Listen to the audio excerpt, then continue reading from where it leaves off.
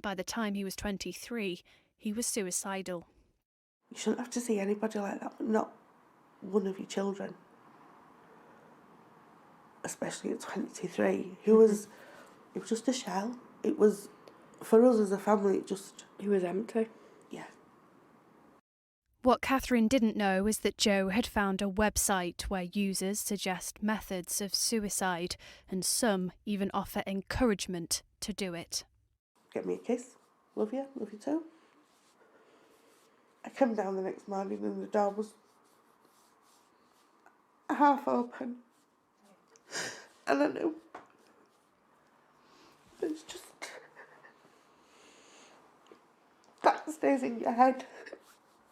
Constant. After his death, Melanie discovered dozens of messages Joe exchanged on the website, including one telling him how to take his own life.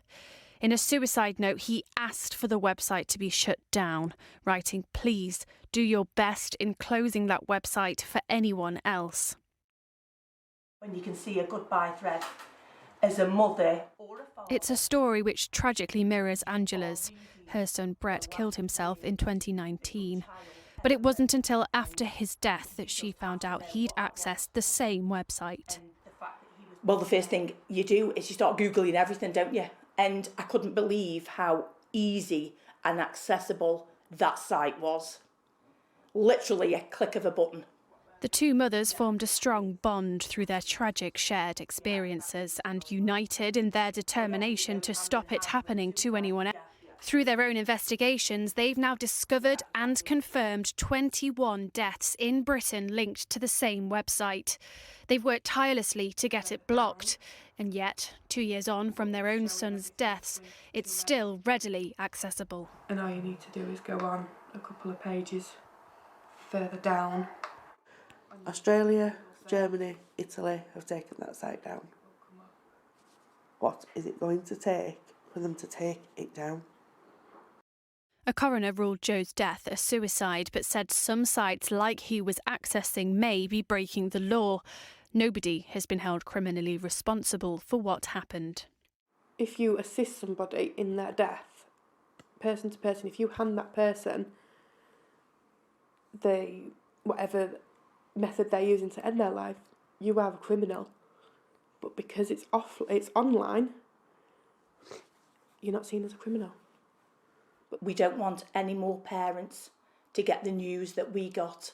We don't want any more people that are suffering with mental health, no matter what their ages are, any disability, finding their way onto that site and being assisted in taking their own lives. These mothers know that nothing will bring their children back. But as long as the website remains accessible, they fear another life could be lost with just the click of a button. There are hundreds of search engines, and I think it's going to be very difficult for the government to insist that every single search engine that has got access to UK users will follow those blocking or delisting processes. So the short answer is I don't believe that the online harm bill will, in fact, result in removal of this type of content from the internet.